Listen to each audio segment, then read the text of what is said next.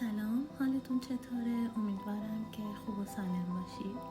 میخواستم در مورد یه اتفاقی که چند روز پیش برام افتاد براتون صحبت کنم. یکی از دوستای من چند روز پیش به من گفت که میخوام برم آرایشگاه موهامو رنگ کنم، ولی چون آرایشگاهی که نوبت گرفته بود یه شهر یکم اونورتر بود، از من خواست که من باهاش برم. ما رفتیم آرایشگاه و دوستم میخواست که رنگ موهاشو بالیاژ بکنه. از اونجایی که بالیاژ نیاز به دکولوره داره، خانم آرایشگر مواد دکولوره رو گذاشت روی موهای دوستم و ما منتظر موندیم که رنگ موهای دوستم باز بشه. خانم آرایشگر چند بار هی میرفت موهای دوستم رو چک میکرد، ولی میدید که رنگ موهاش به پایه نرسیده و منم که اونورتر نشسته بودم صحبتشون رو میشنیدم. بعد از چند بار که خانم آرایشگر موهای دوستم رو چک میکرد، یه بار بهش گفت که خانم شما تو دوران پریودی نیستین الان؟ دوستم گفت که چرا اتفاقا تو دوران پریودی هم چطور مگه؟ خانم آرایشگر بهش گفت که ای بابا کاش زودتر میگفتی، آخه میدونی توی دوران پریودی هورمونای بدن خانوما به هم میریزه و رنگ موها خوب باز نمیشه، طول میکشه. آره، خانم آرایشگر راست میگفت. توی دوران پریودی هورمونای بدن خانوما به هم میریزه، به حدی به هم میریزه که اتفاقای خیلی زیادی توی بدن میفته. یه سری اتفاقا فیزیکی هستن، مثل درد زیر دل، مثل کمردرد، سردرد، کوفتگی، بدن درد و غیره. یه سری اتفاقات هم حالت روحی و احساسی دارن، مثل اینکه خانوما بی‌حوصله میشن، یک کوچولو ممکنه عصبی بشن، قدرت تمرکزشون میاد پایین، از لحاظ احساسی حساس میشن، زود رنج میشن.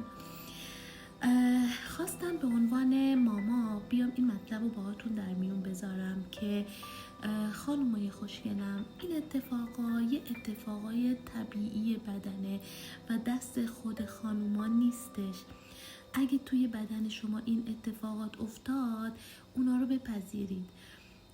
خانوما توی این دوران نیاز به استراحت و خواب بیشتری دارن. من خیلی ها رو دیدم که میان میگن که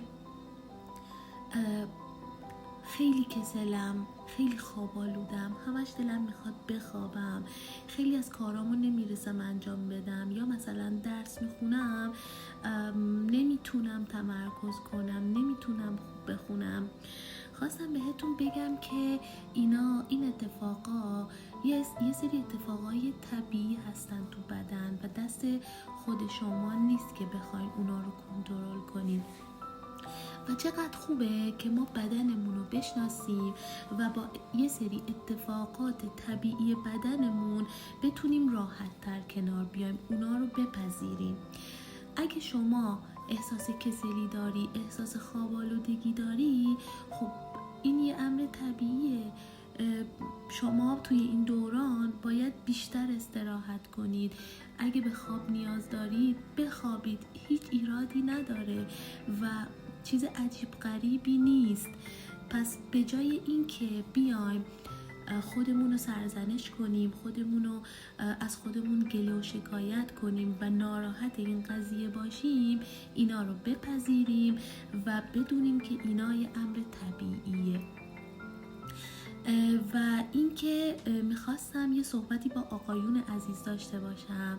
آقایون عزیز، خانوما توی این دوران حساستر میشن، بیشتر به عشق و توجه شما نیاز دارن، به کمک شما نیاز دارن و اینکه خانوما توی این دوران نمیتونن سختشون حموم برن، نمیتونن راحت خم و راست بشن، نمیتونن حتی لباس روشن بپوشن، نمیتونن راحت عطسه بزنن، سرفه بزنن، نمیتونن بعضی کارا رو انجام بدن و اینکه از لحاظ روحی و احساسی به عشق و محبت شما خیلی نیاز دارن.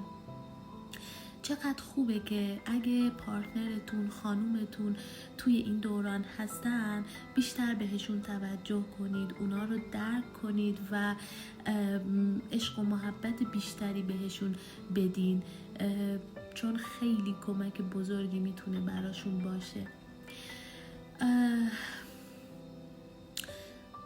همین، امیدوارم که این مطلب به دردتون خورده باشه و براتون مفید باشه و ممنونم که ویدیوی منو دیدین.